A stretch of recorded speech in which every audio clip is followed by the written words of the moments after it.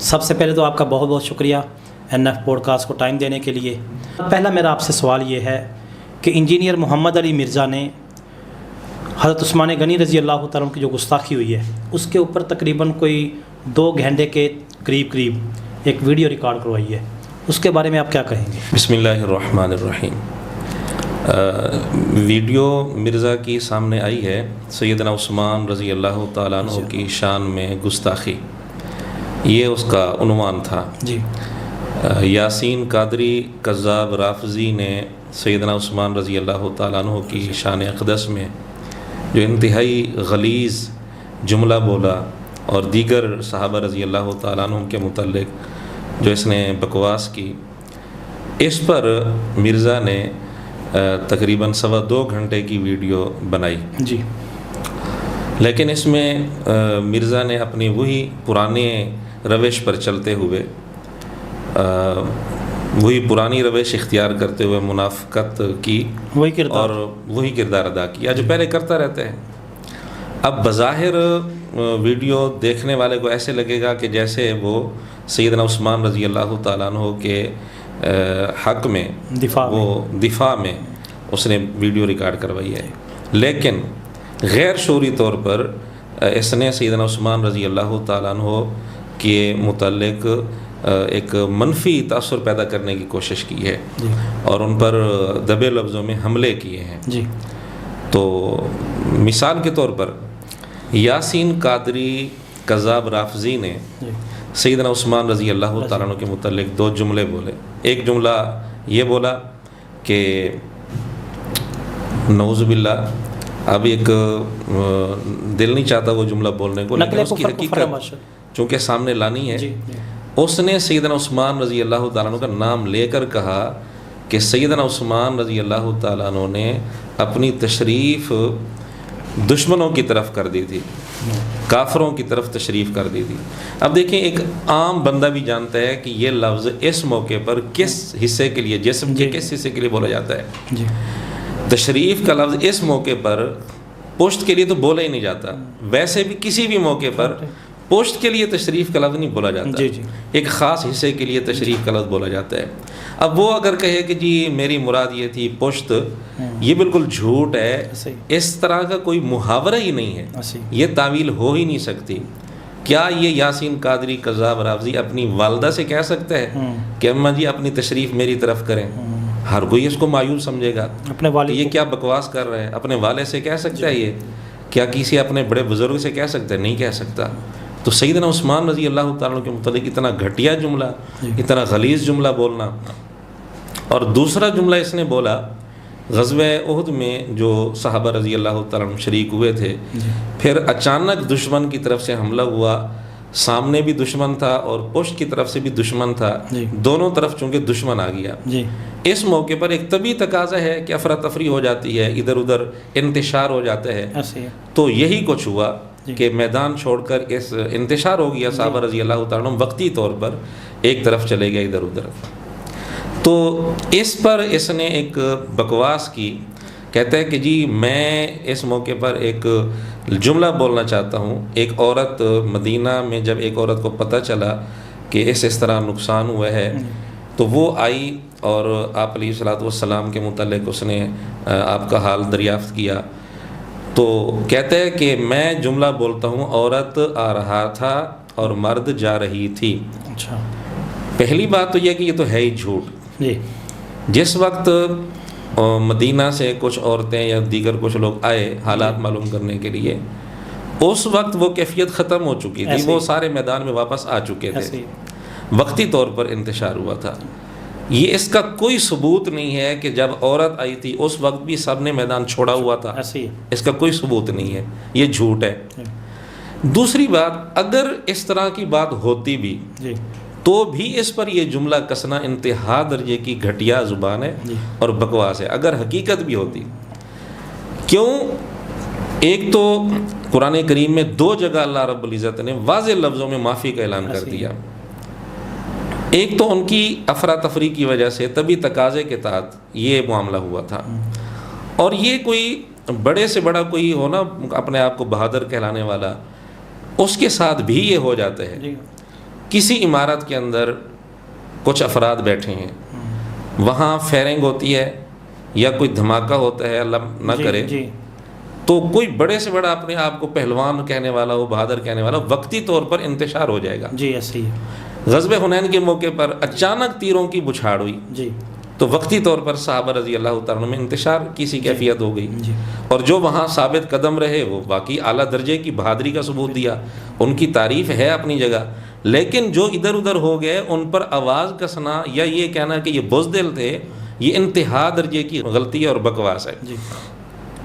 یہ ایک طبی تقاضے کے تحت ہوا تھا۔ غزوہ حنین میں دوبارہ جب نبی پاک صلی اللہ علیہ وسلم نے حضرت عباس رضی اللہ عنہ سے فرمایا کہ آپ ان کو بلائیں، تو حضرت عباس نے بلایا، آواز دی، آ جاؤ بھی آ جاؤ، تو یوں سارے کٹھے ہوئے، لپک لپک کر آئے، جیسے ایک محبت سے لبریز ہوتے ہیں، نبی پاک صلی اللہ علیہ وسلم کے ارد گرد پہ جمع ہو گئے۔ تو مطلب یہ ہے کہ وقتی طور پر اگر انتشار ہو گیا تھا، یہ اتنی کوئی بڑی غلطی نہیں تھی، یہ طبی تقاضے کے تحت ایسا ہو جاتا ہے، اور ہوا بھی وقتی طور پر۔ پھر اللہ نے یہ غلطی معاف بھی کر دی۔ غلطی جو درے میں ہوئی تھی صحابہ رضی اللہ تعالیٰ عنہ سے، ان سے غلطی ہو گئی تھی، اجتہادی غلطی ہوئی تھی، اور انہوں نے سمجھا کہ شاید آقا علیہ الصلوۃ والسلام کا فرمان اب تک تھا، اب جنگ ختم ہو گئی ہے، یہ ان سے غلط فہمی ہو گئی، تو اس کو بھی اللہ رب العزت نے معاف کر دیا۔ دو جگہ اللہ رب العزت نے واضح طور پر اعلان کیا، ایک جگہ فرمایا وَلَقَدْ عَفَا اللَّهُ عَنْهُمْ، پکی بات ہے کہ اللہ نے معاف کر دیا، دوسری جگہ بھی اسی سے ملتے جلتے الفاظ ہیں۔ جب ایک غلطی معاف ہو گئی، ایک عام مومن کے متعلق بھی احادیث میں یہ بات آتی ہے، اگر اس سے کوئی گناہ ہو جائے، چھوٹی غلطی نہیں بلکہ گناہ ہو جائے، پھر وہ توبہ کر لے، اس کو تانا دینا کہ تجھ سے یہ گناہ ہوا تھا، اس کو بھی آپ علیہ الصلوۃ والسلام نے سخت ناپسند فرمایا ہے، بالکل ٹھیک، کہ تانا نہیں دینا چاہیے۔ جب ایک عام مومن کو تانا نہیں دینا چاہیے جب وہ توبہ کر لے، حالانکہ ہمیں کوئی یقین نہیں ہے کہ اس کی معافی ہوئی بھی یا نہیں ہوئی، توبہ قبول بھی ہوئی ہے یا نہیں ہوئی، ہمیں یقین نہیں۔ ادھر تو یقین ہے، جس کا یقین نہیں ہے وہ تو بندہ مومن ہی نہیں ہے، وہ تو قرآن کا منکر ہے اور کافر ہے۔ تو جہاں یقینی طور پر معافی مل گئی، وہاں تانے کے انداز میں یہ جملے بولنا، یہ صرف صحابہ رضی اللہ تعالیٰ عنہ کی توہین نہیں بلکہ قرآن کریم کی توہین ہے، قرآن کریم کی گستاخی ہے۔ اب جواب میں مرزے نے 2.25 گھنٹے کا جو کلپ بنایا، آپ حیران ہوں گے۔ مرزا کہتا ہے کہ یہ جملے دونوں انتہائی غلیظ جملے ہیں، گستاخی ہے، توہین آمیز ہیں، لیکن ساتھ ہی مرزے نے اس کو تھوڑا سہارا بھی دے دیا۔ سہارا کیا دیا؟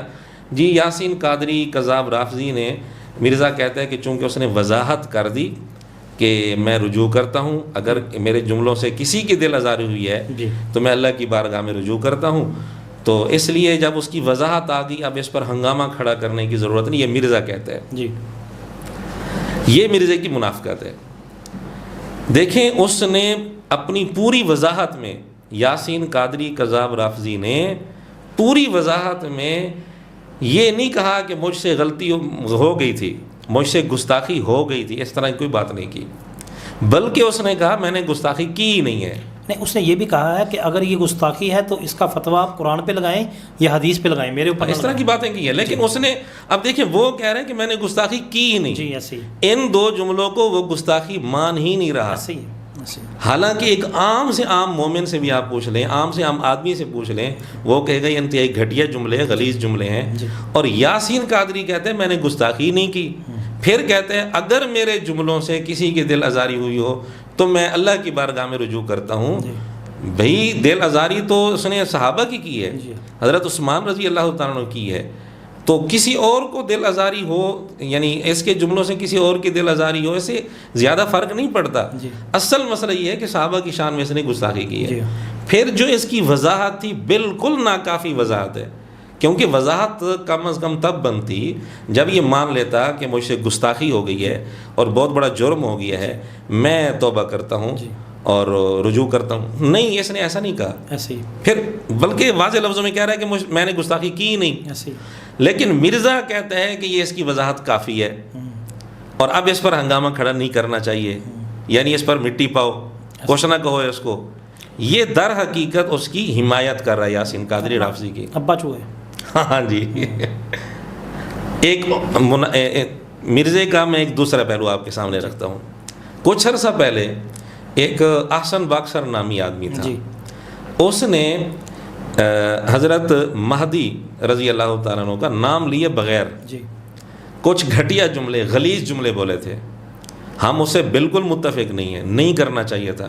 اگرچہ اس نے حضرت مہدی رضی اللہ عنہ کا نام نہیں لیا, لیکن اس کی مراد حضرت مہدی رضی اللہ عنہ, میں بتا رہا ہوں, نام بھی نہیں لیا, پھر اس کی وضاحت بھی آ گئی. وہ کہتے ہیں کہ میری مراد حضرت مہدی رضی اللہ تعالیٰ عنہ تھے ہی نہیں, اور اس نے کہا کہ حضرت مہدی رضی اللہ تعالیٰ عنہ کی شان میں کوئی گستاخی کرتے ہیں, میں اس کو کفر سمجھتا ہوں, میں ایسے بندے کو کافر سمجھتا ہوں. یہ بھی اس نے جملے بولے, نام بھی نہیں لیا, پھر وضاحت بھی کر دی, یہاں تک کہہ دیا کہ حضرت مہدی رضی اللہ تعالیٰ عنہ کی شان میں گستاخی کرنے والا میرے نزدیک کافر ہے. ٹھیک ہے. اتنی وضاحت کے باوجود بھی مرزے نے اس پر تقریباً کوئی گھنٹہ یا اسے بھی زیادہ کا کلپ بنا دیا. اچھا. اس وضاحت کو مرزے نے کافی نہیں سمجھا. ٹھیک ہے. اب احسن باکسر کی وضاحت کافی نہیں تھی, ٹھیک ہے, اور یاسین قادری رافضی کذاب کی وضاحت کافی ہے. آخر کیا فرق ہے؟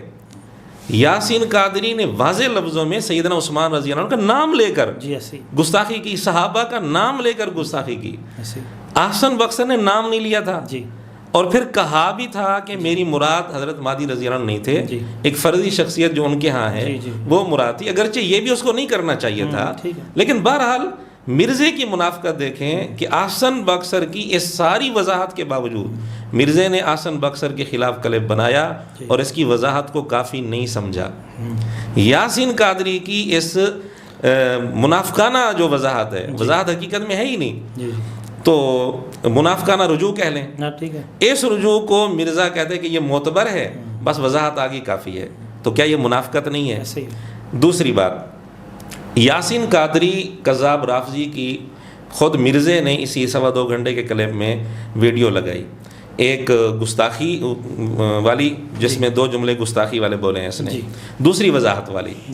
وضاحت والی جو ویڈیو لگائی ہے بالکل شروع میں, اس میں یاسین قادری رافضی کذاب نے ایک بات کی, کہتا ہے میں افضلیت علی سے رجوع نہیں کر رہا, بلکہ اس نے یہ بھی کہا کہ میرے نزدیک نبی پاک صلی اللہ علیہ وآلہ وسلم کے بعد سب سے اعلیٰ مقام سیدنا علی رضی اللہ تعالیٰ کے, حتیٰ کہ تمام انبیاء حضور علیہ السلام کے علاوہ تمام انبیاء سے میں سیدنا علی رضی اللہ عنہ کو افضل مانتا ہوں. جبکہ اس عقیدے کو اہل سنت کے علماء نے کفر کہا ہے. لیکن آپ حیران ہوں گے, پورے 2.25 گھنٹے میں مرزے نے اس حوالے سے ایک جملہ نہیں بولا.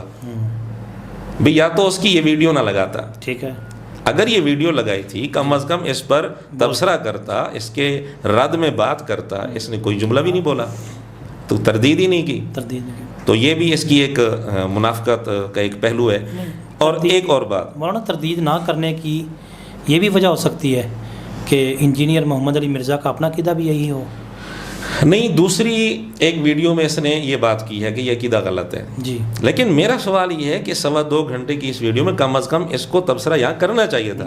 جس نے یاسین قادری رافضی کی بات سنی ہے تو اس کی تردید بھی تو اس کے سامنے آنی چاہیے تھی نا, یا پھر اس کی وہ بات نہ لگاتا اپنی ویڈیو میں, تو یہ درست نہیں ہے. تیسری بات, مرزے نے اس 2.25 گھنٹے کی ویڈیو میں اس پر تو پورا زور لگایا سیدنا عثمان رضی اللہ تعالیٰ عنہ کے متعلق کہ ان کے اندر کمزوریاں تھیں اور ان کے اندر غلطیاں تھیں. یہ ضعیف روایات کا سہارا لیا, کمزور روایات کا, بعض صحیح روایات کو اس نے غلط رنگ دیا. یہ ساری بات ایک طرف, ٹھیک ہے, لیکن اس پوری 2.25 گھنٹے کی ویڈیو میں جو بات سیدنا عثمان رضی اللہ تعالیٰ عنہ کے حق میں تھی, جو روایت, اور وہ روایت تھی بھی بالکل صحیح. آقا علیہ الصلوۃ والسلام نے نام زد کر کے سیدنا عثمان رضی اللہ تعالیٰ عنہ کی توثیق کی تھی ان معاملات میں, ان اختلافات میں. مرزے نے وہ حدیث بیان ہی نہیں کی پورے 2.25 گھنٹے کی ویڈیو میں. بلکہ میں نے تو اس کے اندھے مقلدین سے یہ بھی سوال کیا ہے کہ یہ حدیث مرزے نے کبھی کسی ویڈیو میں بیان کی ہو, وہ سنا دو. زندگی میں کبھی, لیکن ابھی تک جواب نہیں آیا. میرے علم میں نہیں ہے کہ اس نے بیان کی, ہو سکتا ہے کی ہو, لیکن ان کی طرف سے ابھی جواب نہیں آیا کہ اس نے کہاں بیان کی ہے. وہ حدیث ہے, حدیث بھی اس کتاب میں ہے جو مرزے کے سامنے ٹیبل پر موجود ہے, یعنی مشکات المصابیح. اس کے اندر حدیث نمبر ہے 6076. ایک صحابی کہتے ہیں کہ آقا علیہ الصلوۃ والسلام فتنوں کا تذکرہ کر رہے تھے اور فرما رہے تھے کہ ان قریب ہی آنے والے ہیں فتنے. اور ایک آدمی گزرا, اس نے اپنا چہرہ کپڑے سے چھپایا ہوا تھا. آقا دو عالم صلی اللہ علیہ وسلم نے یہ بات کرتے ہوئے فرمایا کہ ان دنوں میں, اس وقت جب یہ فتنے ہوں گے, یہ آدمی ھذا یومئذ علی ھدی, یہ آدمی ہدایت پر ہوگا. ٹھیک ہے. اب نام زد کر کے آپ علیہ الصلوۃ والسلام نے فرما دیا, اب بھی کچھ شک باقی رہ جاتا ہے. جی بالکل ٹھیک ہے. وہ صحابی کھڑے ہوئے, جی ان کو اس پر انہوں نے اکتفا نہیں کیا بھی ہو سکتا ہے کچھ شک شبہ ہو جائے, مجھے صحیح طرح پہچان نہیں آ رہی. اس نے اپنی پوری تسلی کی, کھڑے ہوئے اور جا کر اس آدمی کے چہرے سے کپڑا ہٹایا, دیکھا تو حضرت عثمان رضی اللہ تعالیٰ عنہ تھے. تو حضرت عثمان رضی اللہ تعالیٰ عنہ کا چہرہ حضور علیہ السلام کی طرف کیا, پھر پوچھا کہ یا رسول اللہ یہی؟ جی. حضور علیہ الصلوۃ والسلام نے فرمایا یہی. اس سے بڑھ کر توثیق کیا ہو سکتی ہے حضور علیہ السلام کی طرف سے؟ لیکن چونکہ اس میں سارے معاملات کلیئر ہو جاتے تھے, بالکل صاف ہو جاتے تھے کہ سیدنا عثمان رضی اللہ تعالیٰ عنہ کے دور میں جتنے مخالفین تھے, مخالفین کی طرف سے جتنے اعتراضات تھے وہ سب غلط تھے. ایسے ہی ہے. یہ حدیث بالکل واضح طور پر فیصلہ کر رہی ہے. جیسے مرزا سیدنا علی رضی اللہ تعالیٰ عنہ کے متعلق جب بولتا ہے تو سیدنا علی رضی اللہ تعالیٰ عنہ کے حق میں بھی احادیث ہیں, بالکل موجود ہیں اور ہم مانتے ہیں. سیدنا علی رضی اللہ تعالیٰ عنہ کا جو اختلاف ہوا سیدنا معاویہ رضی اللہ تعالیٰ عنہ سے, احادیث میں سیدنا علی رضی اللہ تعالیٰ عنہ کے لیے اولا بالحق کا لفظ بولا گیا ہے. تو اس حدیث کی وجہ سے ہم کہتے ہیں کہ سیدنا علی رضی اللہ تعالیٰ عنہ اولا بالحق ہیں. تو اس قسم کی احادیث روایات بیان کر کے مرزا کہتا ہے سیدنا علی رضی اللہ تعالیٰ عنہ کے فیصلوں کی تائید نبی پاک صلی اللہ علیہ وسلم کر چکے ہیں. سیدنا علی رضی اللہ تعالیٰ عنہ کے پیچھے خود نبی پاک صلی اللہ علیہ وسلم کھڑے ہیں. اس قسم کے جملے بولتا ہے. لیکن یہ حدیث سیدنا عثمان رضی اللہ تعالیٰ عنہ کے فیصلوں کی جو توثیق کرتی تھی, اور جہاں واضح طور پر پتہ چلتا ہے کہ سیدنا عثمان کے پیچھے حضور علیہ الصلوۃ والسلام کھڑے ہیں, یہ حدیث بیان نہیں کی پورے 2.25 گھنٹے کے کلپ میں. کرنی چاہیے تھی بیان. ایک اور حدیث ہے مسند احمد کے اندر, وہ حدیث بھی بالکل صحیح ہے. مسند احمد کے اندر حدیث کا نمبر ہے 8541. نمبرنگ کا تھوڑا بہت فرق بھی ہے مسند احمد میں. اس میں فتنوں کا ذکر کرتے ہوئے نبی پاک صلی اللہ علیہ وسلم نے ایک جملہ ارشاد فرمایا علیکم بالامین و اصحابہ, اس امین اور اس کے ساتھیوں کو لازم پکڑنا, اور اشارہ کیا حضرت عثمان رضی اللہ عنہ کی طرف. یہ حدیث میں موجود ہے. اب یہ بھی بالکل نامزد طور پر توثیق ہو گئی کہ جب یہ اختلافات ہوں, فتنے ہوں, سیدنا عثمان رضی اللہ عنہ اور ان کے ساتھیوں کو لازم پکڑنا. صحیح. اس سے مزید توثیق ہو گئی کہ سیدنا عثمان رضی اللہ عنہ پر جو اعتراض کرنے والے تھے وہ بھی غلط تھے, اور سیدنا عثمان رضی اللہ عنہ کے ساتھیوں پر جو اعتراض کرنے والے تھے وہ بھی غلط تھے. واضح طور پر توثیق ہو رہی ہے. اور مرزا تو بارہا یہ بات کر چکے ہیں کہ جی ان کے گورنر بدماش تھے, ان کی غیر اخلاقی حرکتیں تھیں, یہ تھا, یعنی بہت زیادہ بکواس کر چکے ہیں گورنروں کی. اور یہ صحیح حدیث جو سیدنا عثمان رضی اللہ عنہ کی واضح طور پر توثیق کرتی ہے, مشکات کی اور مسند احمد کی, یہ 2 حدیثیں, یہ 2 حدیثیں جو صحیح ہیں بالکل, ان کو بیان نہ کرنا یہ منافقت ہے. تیسری بات تو یہ ہو گئی. ایک چوتھی بات, اس ویڈیو کے اندر مرزا نے ایک بات کی غزوہ احد کا ذکر کرتے ہوئے کہ غزوہ احد میں اس موقع پر حضور علیہ الصلوۃ والسلام نے بشارت پہلے دے دی تھی کہ اس دفعہ بھی تمہیں فتح ہی ملے گی. اب بات تو مرزا نے کر دی, لیکن ہمارا سوال یہ ہے کہ یہ لکھی ہوئی کہاں ہے, اس کا ثبوت بھی کوئی ہے؟ اس کا مرزا نے اس ویڈیو کے اندر کوئی حوالہ نہیں دیا. ویسے مرزا کا دعویٰ ہے اس پلانٹ ارتھ پہ صرف میں ہی ہوں جو ریفرنس دیتا ہوں, باقی تو صرف گپ شپ لگاتے ہیں. تو ہماری صرف یہی گزارش ہے کہ مرزا نے یہ جو آقا علیہ الصلوۃ والسلام کی طرف منسوب کر کے نسبت کر کے یہ بات کی ہے, اس کا کوئی مستند حوالہ دے دیں, صحیح سند کے ساتھ اس کا ثبوت دے دیں. اور ایک اور بات کہ اسی ویڈیو کے اندر مرزا نے بات کی کہ غزوہ احد کے موقع پر آقا علیہ الصلوۃ والسلام کے نیچے کے 4 دانت شہید ہو گئے تھے. یہ بالکل بہت بڑی جہالت ہے اس کی. اصل میں لفظ احادیث کے اندر جو آتا ہے وہ ہے آپ علیہ الصلوۃ والسلام کا رباعی دانت, وہ شہید ہوا تھا, مکمل طور پر شہید نہیں ہوا تھا, تھوڑا سا حصہ شہید ہوا تھا. تو رباعی دانت ایک ہی تھا, لیکن چونکہ 40 کا لفظ عربی میں آتا ہے وہ 4 کے لیے, شاید مرزا نے اس سے غلط قیاس کیا تو یا پھر کسی ترجمے کے اندر ہو سکتا ہے کہ یہ ترجمہ ہوا ہو 4 دانت والا، لیکن وہ غلط ترجمہ ہے، بالکل غلط ہے۔ 4 دانت آپ علیہ الصلوۃ والسلام کے شہید نہیں ہوئے تھے، ایک ہی دانت شہید ہوا تھا اور اس دانت کا نام ہے ربائی۔ یہ سامنے والے جو 2 دانت ہیں بالکل درمیان میں، اوپر بھی نیچے بھی، ان کو کہتے ہیں ثنایا، سامنے والے اوپر بھی نیچے بھی، اور ان کے سامنے والے 2 دانتوں کے دائیں طرف ایک دانت، بائیں طرف ایک دانت، اوپر بھی نیچے بھی، یہ 4 دانت، ان کو کہتے ہیں ربائی۔ اب اگر سارے ربائی دانت مراد ہوں، یہ تو ویسے بھی بظاہر بہت مشکل نظر آتا ہے، ناممکن نظر آتا ہے، صرف ربائی دانت ہی سارے 4 شہید ہوں، باقی دانتوں پر کوئی اثر نہ ہو، تو ایسی بات بالکل نہیں تھی، ایک ربائی دانت شہید ہوا تھا۔ اور یہ بات مرزا نے کئی دفعہ کی ہے، اور ہم نے کئی دفعہ متوجہ بھی کیا ہے، اس پر کئی سارے کلپس بھی میں نے بنائے ہیں بھی، اس کی جہالت ہے، لیکن ابھی تک مرزا نے اپنی یہ جہالت دور نہیں کی۔ اس تازہ ویڈیو کے اندر پھر اس نے کہہ دیا نیچے کے 4 دانت شہید ہوئے تھے۔ اس سے لگتا ہے کہ وہ آپ کی یہ ویڈیو نہیں دیکھتے یا پھر اپنی، اللہ بہتر جانتا ہے۔ بہرحال ہم نے تو کئی دفعہ متوجہ کیا، لیکن اب بھی ہم متوجہ کر رہے ہیں، اپنی اس جہالت سے باز آ رہے ہیں، اس جہالت کو کوشش کریں گے کہ یہ ویڈیو ان تک پہنچا دیں۔ اور ایک چھٹی بات، مرزا نے ایک حدیث سنائی اسی ویڈیو میں کہ جبریل علیہ السلام نے پوچھا صحابہ میں سب سے افضل کون ہے، آپ علیہ الصلوۃ والسلام سے پوچھا، حضور علیہ الصلوۃ والسلام نے جواب دیا، یہ مرزا بتا رہا ہے کہ صحابہ میں سب سے افضل وہ ہیں جو بدر میں شریک ہوئے، پھر افضل وہ ہیں جو احد میں شریک ہوئے۔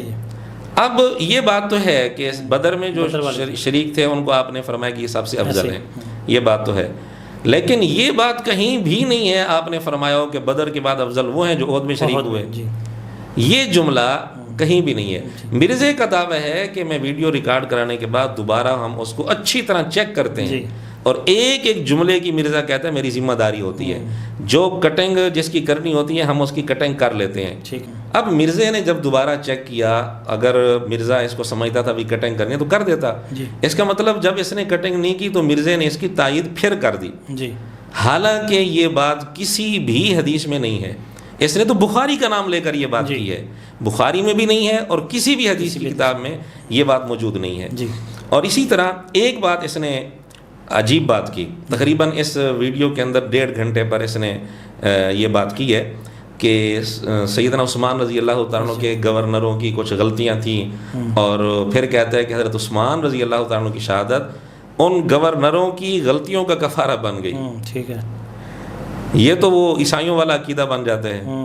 عیسائیوں کا عقیدہ ہے کہ حضرت عیسیٰ علیہ السلام کو جو سولی دی گئی تو ان کی جو ان کو تکلیف ہوئی، ان کو سولی دی گئی، یہ ہم سب کے لیے کفارہ بن گئی قیامت تک آنے والے، یعنی گورنروں کی غلطیوں پر تو بعد میں بات ہوگی، فی الحال یہ بات ہو رہی ہے کہ یہ عجیب بات ہے، غلطیاں گورنروں کی اور کفارہ حضرت عثمان کی شہادت بن رہی ہے، دوسروں کی غلطیوں کا کفارہ۔ یہ عقیدہ اسلام کے اندر ہے کہ دوسروں کی غلطیوں کا کفارہ کسی اور کی تکلیف بن جائے۔ ٹھیک ہے، اب حالت یہ ہے کہ اس تازہ ویڈیو کے اندر اس نے کئی باتیں نبی پاک صلی اللہ علیہ وسلم کی طرف منسوب کی جن کا کوئی ثبوت نہیں ہے، پھر ویڈیو چیک کرنے کے بعد اس نے اپلوڈ کی ہے، حوالے لگانے کے بعد اپلوڈ کی ہے، اور دعویٰ یہ ہے دنیا میں واحد میں وہ بندہ ہوں جو ریفرنس دکھاتا ہوں، کوئی اور باقی علماء تو گپ شپ لگاتے ہیں، اور اس کا دعویٰ یہ ہے کہ دنیا کا کوئی برننگ ایشو ہو، کوئی ایشو ہو دنیا کا، مجھے پتہ ہوتا ہے کہ صحیح سند کہاں ہے، ضعیف سند کہاں ہے، یعنی اتنے بڑے بڑے دعوے کرنا، اور حالت یہ ہے کہ اب تک یہ اس طرح کی باتیں کر رہا ہے اور آپ علیہ الصلوۃ والسلام کی طرف نسبت کر کے جن کا کوئی ثبوت نہیں ہے۔ تو یہ اس ویڈیو کے اندر یہ چند ایک چیزیں یہ تھیں جو آپ کے سامنے ذکر کر دیں، اور بھی بہت ساری چیزیں ہیں لیکن چند باتیں آپ کے سامنے مختصر سی آپ کے سامنے رکھ دی ہیں۔